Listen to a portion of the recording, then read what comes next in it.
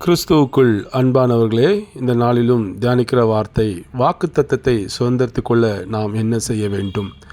இன்று கிறிஸ்தவ வாழ்விலே ஆண்டவர் நமக்கு சில வாக்குத்தத்தங்களை கொடுத்து அதன்படி நம்மை நடத்தி அதிலே ஒரு ஆசீர்வாதத்தை கொடுக்கிறார். இதை நாம் வேதத்தில் எல்லா இடங்களிலும் பார்க்க முடியும். ஆபிரகாமுடைய வாழ்க்கையில் பார்க்க முடியும், தாவீதுடைய வாழ்க்கையில் பார்க்க முடியும், மோசேயுடைய வாழ்க்கையில் பார்க்க முடியும். எல்லா பரிசுத்தவான்களுடைய வாழ்க்கையில் நம்ம பார்க்கும்பொழுது ஆண்டவர் முதலாவது அவங்களுக்கு ஒரு வாக்குத்தத்தத்தை கொடுக்கிறார்.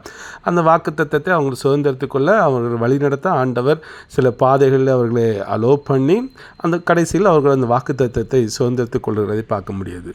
முக்கியமாக நாம் பார்க்குற பொழுது இஸ்ரவேல் ஜனங்களுக்கு ஆண்டவர் வாக்குத்தத்தம் பண்ணுகிறார். கானான் தேசத்தை நான் தருவேன் என்று ஆண்டவர் அவங்களுக்கு ஒரு வாக்குத்தத்தத்தை, புதிய தேசத்துக்கான ஒரு வாக்குத்தத்தத்தை கொடுக்கிறார். அடிமைத்தனத்திலிருந்து அவர்களை கூட்டிக் கொண்டு வந்து அவர்களை புது தேசத்துக்குள்ளாக அவர்கள் போவது நமக்கு எல்லாருக்குமே தெரியும். இது ஆண்டவர்களுக்கு கொடுத்த ஒரு பெரிய ஒரு வாக்குத்தத்தம். இன்றைக்கு அதே போல் ஆண்டவர் நம்முடைய வாழ்க்கையிலும் ஒரு வாக்குத்தத்தத்தை கொடுத்திருப்பார். இதை நான் உன் வாழ்விலே செய்வேன் என்று வாக்குத்தத்தை கொடுத்திருப்பார். ஆனால் சில நேரங்களிலே அது நம்முடைய வாழ்க்கையிலே நிறைவேறாது போல நமக்கு காணப்படும். ஒரு தோல்வி மனப்பாறை நமக்கு காணப்படும். ஐயோ, இவ்வளோ நாள் ஆய்விட்டதே என்று காணப்படும். இப்படிப்பட்ட நிலைமையிலே, சோர்விலே இருக்கிற ஜனங்கள் அநேக பேர் உண்டு. இன்றைக்கு நாம் இந்த வாக்குத்தத்தத்தை சுதந்திரத்து கொள்ள நாம் ஒன்றே ஒன்று செய்ய வேண்டுங்க. நல்ல ஜெபிக்க வேண்டும். எப்படி ஜெபிக்க வேண்டும்?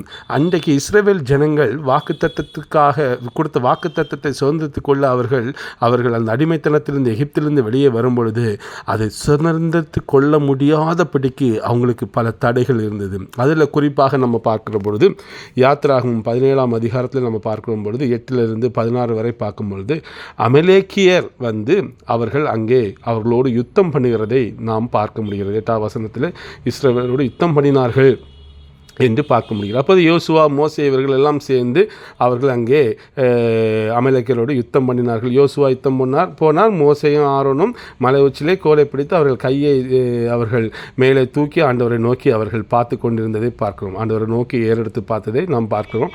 ஸோ அந்த நேரத்தில் அவர்கள் வெற்றியும் பெறுகிறதை நாம் பார்க்கிறோம். அது 16வது வசனம் சொல்கிறது, அமலேக்கியரின் கை கர்த்தருடைய சிங்காசனத்துக்கு விரோதமாக இருந்தபடியால் தலைமுறை தோறும் அவனுக்கு விரோதமாக கர்த்தர் யுத்தம் நடக்கும் என்றார். அதாவது தலைமுறை தோறும் இந்த யுத்தம் இருக்கும். அப்படின்னா இந்த காலத்தில் நமக்கு இப்படிப்பட்ட யுத்தங்கள் இருக்கிறது. யாருக்கு? ஆவிக்குரிய இஸ்ரவேலராகிய நமக்கு. அப்படி நம்ம வாக்குத்தத்தங்களை சுதந்திரத்து கொள்ள பிரயாசப்படுகிற நமக்கு இந்த அமலேக்கியரின் யுத்தம் தலைமுறையாக இருக்கும்.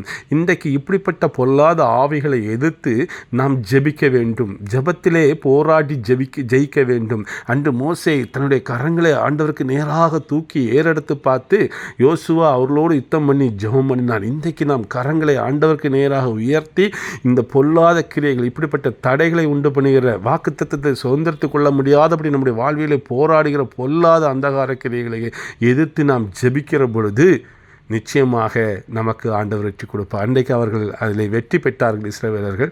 இன்றைக்கு ஆவிக்குரிய இஸ்ரவேலராகிய நாமும் வெற்றி பெறுவோம். ஆண்டவருடைய வாக்குத்தத்தத்தை நாம் ஒவ்வொருவருமே சுதந்திரத்து கொள்ள முடியும். அதனால் இன்றைக்கி நாம் சோர்ந்து போகாமல் தொடர்ந்து நாம் இந்த காரியத்திலே நாம் ஜெபிக்கிற பொழுது நிச்சயமாக ஆண்டவர் உங்களுக்கு கொடுத்த வாக்குத்தத்தத்தை உங்கள் வாழ்விலே நிறைவேற்றுவார். அந்த காலம் சீக்கிரமாக இருக்கிறது. நீங்கள் இன்றிலிருந்து சோர்ந்து போகாமல் ஆண்டவருக்கு நேராக எனக்கு ஒத்தாசை வரும் பர்வதத்துக்கு நேராக என் கண்களை ஏறெடுப்பேன் என்று வசனம் சொல்வது போல அவரை நோக்கி ஜெபியுங்கள். குறிப்பாக இந்த இப்படிப்பட்ட அமலேக்கியருடைய ஆவிகள் இந்த வேளையிலும் ஒருவேளை இருக்கலாம் என வேதம் சொல்லுகிறது. தலைமுறை தோறும் அவனுக்கு விரோதமாக கர்த்தரின் யுத்தம் நடக்கும் என்று. ஸோ நாமும் இன்னைக்கு கர்த்தரின் யுத்தத்தை அவனுக்கு விரோதமாக செய்தாக வேண்டும். செய்கிற பொழுது நம்முடைய வாழ்விலே ஆண்டவர் ஒரு பெரிய வெற்றியை கொடுப்பார். வாக்குத்தத்தத்தை நீங்களும் சுதந்திரத்துக் கொள்வீர்கள். கர்த்தர் தாமே இந்த வார்த்தைகளை ஆசீர்வதிப்பாராக. ஆமேன்.